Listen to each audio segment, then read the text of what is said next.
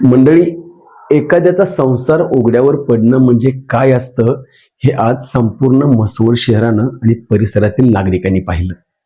खरं तर त्या ठिकाणी असलेल्या वडार समाजातील लोकांना आज अनेक वर्षांपासून राहत असलेली घरं सोडावी लागली.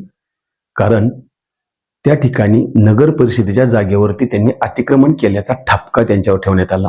हो, कदाचित अतिक्रमण केलंही असेल, मान्य आहे, आणि आपण मान्य करू, ते अतिक्रमित जागेतच राहत होते. पण त्यांचंही काही जणांचं असं मत आहे की फक्त आम्हीच अतिक्रमण केलं होतं का, किंवा आम्हीच अतिक्रमण केलेलं आहे का. कदाचित आमच्यापेक्षा इतर काही लोकांनी सुद्धा म्हसवड शहरात नगर परिषदेच्या ताब्यात असलेल्या अनेक जागांच्यावरती अतिक्रमण झालेलं आहे. हा त्यांचा देखील स्पष्ट आरोप आहे. कदाचित या अनेक नगरसेवकांना आत्ताच जी निवडणूक झाली त्या निवडणुकीमध्ये 21-0 भारतीय जनता पार्टीचे 21 नगरसेवक मोठ्या मताधिक्याने निवडून आले. खरं तर हे नगरसेवक निवडणूक लढताना प्रत्येक मत आणि मतासाठी फिरत होते, प्रत्येकाला संपर्क साधत होते, प्रत्येक मताची त्यांना आवश्यकता होती. पण बेकायदेशीर जागेवरती अतिक्रमण केलं असेल, त्यांनीही मतं दिलेली आहेत, स्वतःच्या जागेतील असलेल्या लोकांनीही मतं दिलेली आहेत. पण या हातावरती पोट असणाऱ्या समाजातील लोकांनी राहण्यासाठी, बंगले बांधण्यासाठी ही जागा वापरलेली नव्हती. पत्र्याच्या शेडमध्ये त्यांचा चारितार्थ चालत होता, त्यामध्ये त्यांची कच्ची बच्ची लहान मुलं ही राहत होती, त्यातच त्यांचा आनंद होता. पण गेली अनेक वर्षापासून ती याच पद्धतीनं तिथं रहिवास करत होती.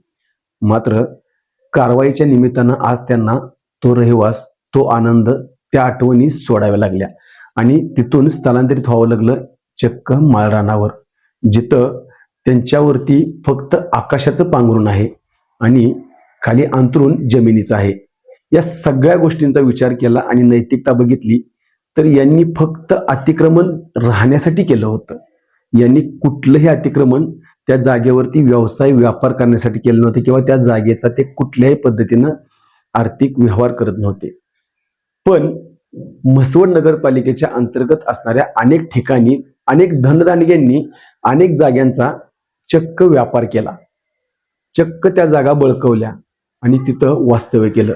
खरं तर हे भयान वास्तव आहे आणि वस्तुस्थिती आहे. कारण हातावरचे पोट असणारं, ज्यांच्याकडं कसलंही मनुष्यबळ नाहीये, पैसा नाहीये, ना कोण सोबत आहे, त्यामुळं या सगळ्यांना ती जागा कायदेशीररित्या सोडावीच लागली. हो, ती सोडणंही गरजेचं होतं, कारण त्यांचं ते अतिक्रमण होतं. पण याही पेक्षा अतिशय मोक्याच्या ठिकाणी अनेकांनी बळकावलेल्या जागा नगर परिषद ताब्यात घेणार का, हा देखील त्यांचा एक सवाल आहे. कारण त्यांना ती जागा फक्त राहण्यासाठी पाहिजे होती, पण अनेकांनी त्या जागेवरती शासकीय अतिक्रमण करून मोठमोठ्या बिल्डिंग बांधलेल्या आहेत. ना त्यांचं कोणीही काही करू शकत नाही, किंवा नगरपालिका सुद्धा काही करू शकत नाही. नैतिकता म्हणून त्यांचं स्थलांतर होणं अपेक्षित होतं, मात्र ना स्थलांतर झालं. सध्या पावसाळ्याचे दिवस आहेत, ढग येत आहेत, वारा येतोय, या सगळ्यांना मनुष्य म्हणून त्याचा सामना करावा लागणार आहे. त्यांची लहान मुलं आहेत, त्यांचा स्वयंपाक आज उघड्यावरती करावा लागणार आहे.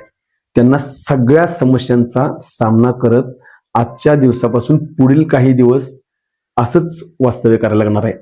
पण ही नैतिकता म्हणून चालणार नाही, कारण त्यांचं अतिक्रमण होतं, शासनाच्या नियमानं त्यांना बाहेर काढावं लागलं, हे सुद्धा मान्य आहे. पण किमान बाहेर काढत असताना ज्या 21 नगरसेवकांनी त्यांच्याकडून मतांचा जोबाव मागितला होता, किमान त्याची आठवण या सगळ्यांनी ठेवली पाहिजे होती. या ठिकाणी एकही नगरसेवक त्यांच्या सोबत नाहीये, कारण हा जो समाज आहे तो कष्टकरी, कष्टाने लढणारा, जगणारा आणि तिथून आपला चारितार्थ चालवणारा. मात्र आज त्यांच्यासोबत कोणही नाही. ना लोकप्रतिनिधी आहे, नगरसेवक आहेत, प्रशासकीय अधिकारी आहेत, कोणीही नाही. त्यांना फक्त त्यांचा आजचा दिवस गेला साहित्य काढण्यात, आणि आता कुठं स्थलांतर करायचं, कुठल्या माळावरती थांबायचं, यामध्ये त्या सगळ्या विचारात ते आहेत. पण नैतिकता खरं तर या म्हसवडच्या नगरपालिकेनं ठेवायला पाहिजे होती. कारण ज्या धनदांडग्यांनी बळकावलेल्या जागा म्हसवड नगरपालिकेला परत मिळणार का, हाही एक मुख्य विषय आहे. जर हा व्हिडिओ जिल्हाधिकारी, मान खटावच्या प्रांताधिकारी, तहसीलदार किंवा या संदर्भात असलेले नगरपालिकेचे मुख्याधिकारी बघत असतील तर त्यांनी खरं तर त्यांच्या स्वतःच्या मनाला एक प्रश्न विचारावा की मसवडमध्ये फक्त याच समाजानं अतिक्रमण केलं होतं का? आणि जर केलं असेल तर यांच्याशिवाय दुसऱ्या कोणी अतिक्रमण केलेलंच नाहीये का?